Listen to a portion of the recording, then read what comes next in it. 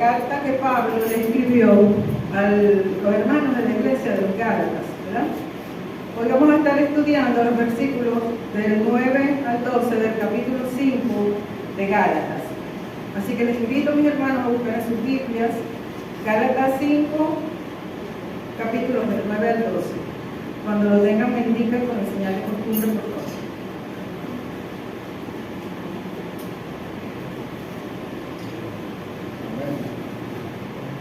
Amén. Amén. Leemos la palabra de Dios. Un poco de levadura leuda toda la masa. Yo confío respecto de vosotros en el Señor, que no pensaréis de otro modo, mas el que os perturba llevará la sentencia quien quiera que sea. Y yo, hermanos, si aún predico la circuncisión, ¿por qué padezco persecución todavía? En tal caso se ha quitado el tropiezo de la cruz. Ojalá se mutilasen los que os perturban. En prédicas anteriores, mis amados hermanos, hemos visto que Pablo estaba persuadiendo a los hermanos de la iglesia de que la salvación era por fe, por recibir a nuestro Señor Jesucristo como su Salvador. Y eso ellos lo habían creído, ¿verdad?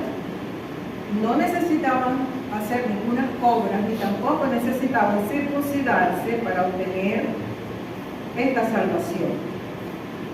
Pablo les argumentaba a los hermanos, ¿verdad?, que debían mantenerse firmes en la libertad de Cristo, que ya Cristo les había dado. Por eso el tema que hoy vamos a estar estudiando se llama Manteniéndonos firmes en la libertad de Cristo. ¿Pero qué significa mantenernos firmes en algo? Pues ya tenemos alguna cosa, ¿verdad?, por poner un ejemplo típico, y nosotros tenemos que hacer unos pequeños esfuerzos, o grandes a veces, para mantenerlo. Vamos a poner un ejemplo de lo que es el matrimonio, porque la mayoría de nosotros acá estamos casados, ¿verdad? Como acaban de testificar nuestros hermanos Omar y Chili, que tienen 34 años de casados, están cumpliendo hoy, pues ellos se casaron porque estaban enamorados, ¿verdad? Pero cuántas cosas han tenido que hacer en el trayecto de su relación para llegar hoy a 34 años. No ha sido fácil, ¿verdad, mis hermanos? No ha sido fácil, pero primeramente poniendo a Dios en nuestra relación, el amor que el Señor puso en nuestros corazones por nuestra pareja, y después aprender a lidiar con la confianza, el perdón, la ayuda mutua y todas las cosas que se nos presentan a diario. Eso hace que nosotros estemos manteniendo nuestra relación por los años hasta que la muerte nos separe, como dice cuando nos casamos, hasta que la muerte nos separe, ¿verdad? Eso más o menos es lo que ejemplifica, ¿verdad?, mantenerse firmes en algo. Mis hermanos y nosotros también tenemos que hacer cosas para mantener nuestra relación. No es que va a ser algo que van a hacer y listo. No, nosotros tenemos que poner de nuestra parte. Acá se refería Pablo a la libertad de Cristo, que nosotros nos mantuviésemos firmes en esa libertad.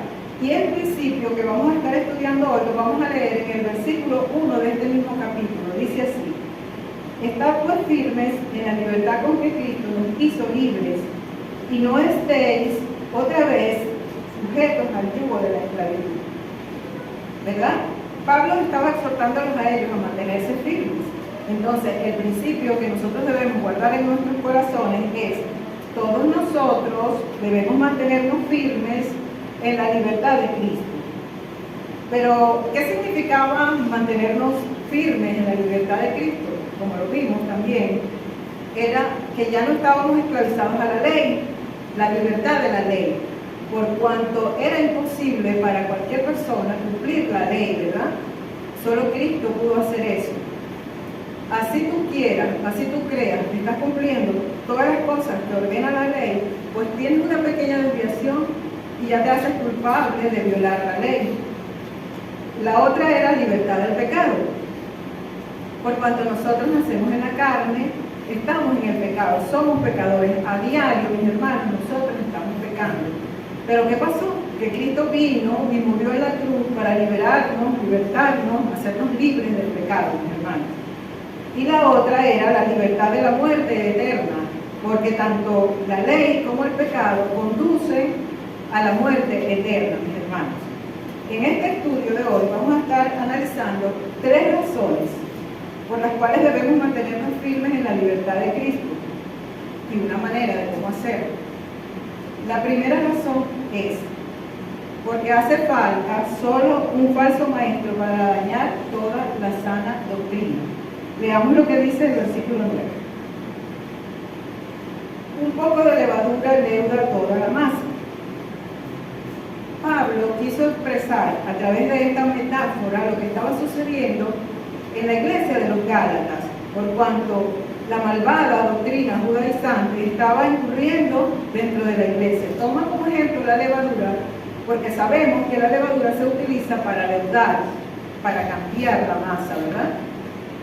Vamos a poner un ejemplo simple. Esto lo vamos a manejar así de esa manera, con puros ejemplos para que nosotros podamos entender más fácilmente. Todos aquí hemos comido domplinas, ¿verdad? O domplín, como le dicen. Si no las hemos preparado, sabemos cómo se prepara. La hermana Maywa es experta en eso. Agarramos la harina de trigo, le echamos un poquitico de levadura, ¿verdad? Agua, harina, amasamos y la dejamos reposar unos minutos. Cuando tú vas a ver, ¿qué pasó allí? La levadura leudó la masa, la transformó. Ya la masa no es la misma, creció. Eso era lo que Pablo quería explicar que estaba sucediendo en la iglesia.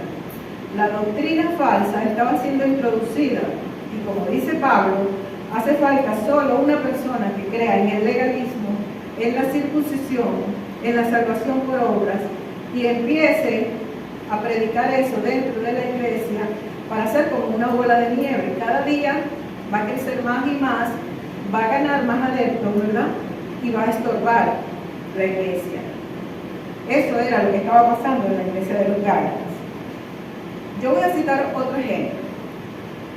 Hace unos años atrás, mi esposo y yo, en la congregación que asistíamos anteriormente, teníamos una pareja muy amiga nuestra, que compartíamos. Ellos venían a nuestra casa, hacíamos comida y todo eso, pero ellos fueron empezando a introducirse en ese tipo de doctrinas extrañas. De hecho, un día se fueron de la iglesia, pero seguíamos siendo amigos, seguíamos compartiendo. Resulta que ellos nos empezaron a hablar de Yeshua. No llamaban Jesús, a Jesucristo, ni Jesús, ni Cristo, sino Yeshua. Y nos dijeron a nosotros que nos invitaban a su servicio en su casa y que nos iban a estar enviando unas informaciones a través del correo para que nosotros viéramos la doctrina, ¿verdad?, que estaban ellos siguiendo y que era diferente a lo que decía la palabra de Dios, que es la Biblia. ¿Y qué pasó, mis hermanos? Nosotros nunca asistimos a esos servicios que nos estaban invitando. ¿Y por qué no asistimos? Sencillamente porque el Señor nos guardó de caer en esas falsas doctrinas, ¿verdad? Ahora, ¿qué más representaría esa levadura para nosotros? Lo que nosotros dejamos entrar a nuestras casas, mis hermanos. Lo que nosotros vemos, escuchamos, oímos en nuestras casas. A través de las redes sociales, YouTube, Instagram, WhatsApp, circulan tantas cosas, mis hermanos, que si nosotros no aprendemos a discernir y a separar lo bueno de lo malo, también podemos caer en ese engaño.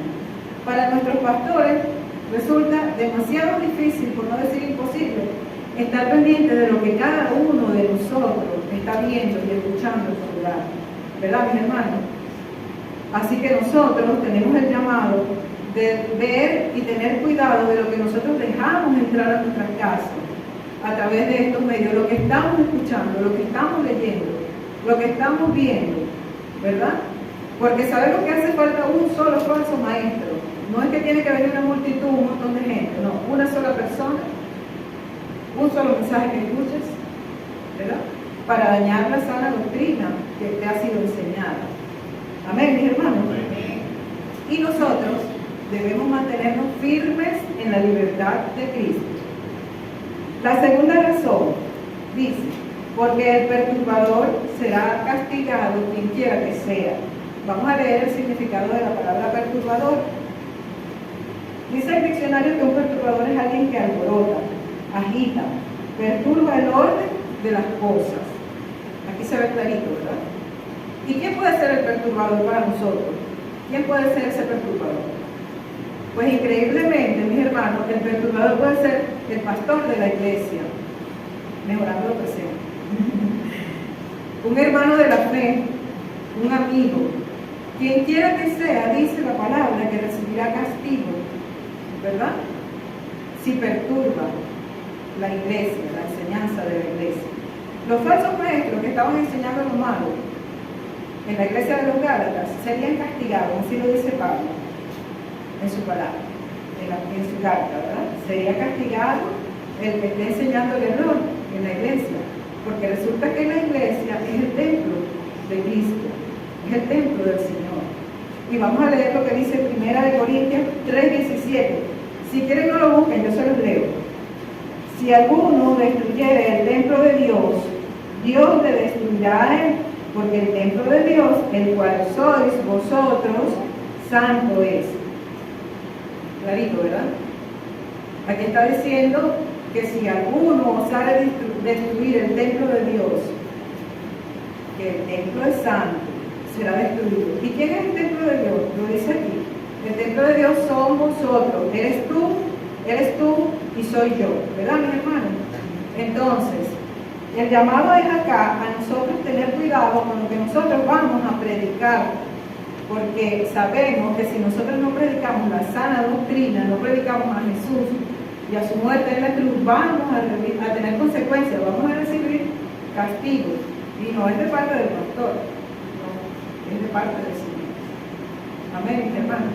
Además, debemos mantenernos firmes en la libertad que ya Cristo nos dio. La tercera razón, porque tal como lo hacía Pablo, nosotros debemos predicar la sana doctrina. Vamos a leer juntos lo que dice el versículo 11 de la lectura que estamos estudiando.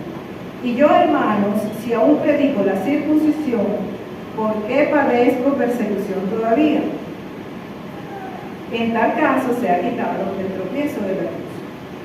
Me gustaría leerles este mismo versículo en la versión Nueva Traducción Viviente, porque es un poquito más amigable para entenderla.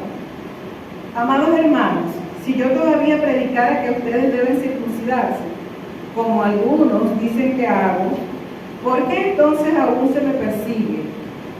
Si ya no predicara que la salvación es por medio de la cruz de Cristo, nadie se ofendería. Estamos viendo que Pablo está haciendo como una pequeña defensa, porque él estaba siendo acusado de que él estaba predicando de la circuncisión. Entonces Pablo dice, si yo no predico de Cristo, yo estoy predicando de la circuncisión, ¿por qué me están persiguiendo? Porque Pablo siempre fue perseguido. Y fue perseguido porque estaba predicando de Cristo. Y mis amados hermanos, les digo una cosa, nosotros los cristianos que predicamos de Cristo, estamos llamados en algún momento a recibir persecución por esta causa, ¿verdad? Actualmente tenemos libertad de reunirnos, de venir a la iglesia, de salir a predicar, pero esta es una libertad entre comillas, ¿verdad? Porque nos ha pasado también que recibimos burlas, menosprecios, enfrentamientos, hasta con nuestros familiares a veces. Hemos recibido ese tipo de peleas, de enfrentamientos. ¿Por qué? Porque nosotros hacemos saber que somos seguidores de la cruz de Cristo. Amén, mis hermanos. Así que nosotros debemos mantenernos firmes en la libertad de Cristo, porque es que la cruz siempre es de tropiezo para alguien. Hay muchas iglesias en la actualidad que les cae mal dejarse de tropiezo todavía hablar de que Jesús murió en la cruz. El hombre no puede hacer nada para conseguir la salvación, todo lo hizo Cristo, y solo Él basta para nosotros conseguir la salvación, mi hermano. Veamos ahora la manera de cómo mantenernos firmes en la libertad de Cristo, confiando en que el Señor nos cuidará de caer en falsas enseñanzas. Vamos a leer lo que nos dice el versículo 10, parte A. Yo confío respecto de vosotros en el Señor, que no pensaréis de otro modo, dice Pablo.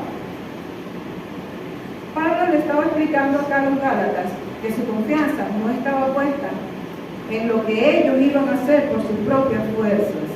Pablo estaba confiando en lo que el Señor iba a hacer con sus santos de la iglesia de los Gálatas. Por eso les dice, mi confianza está puesta en el Señor.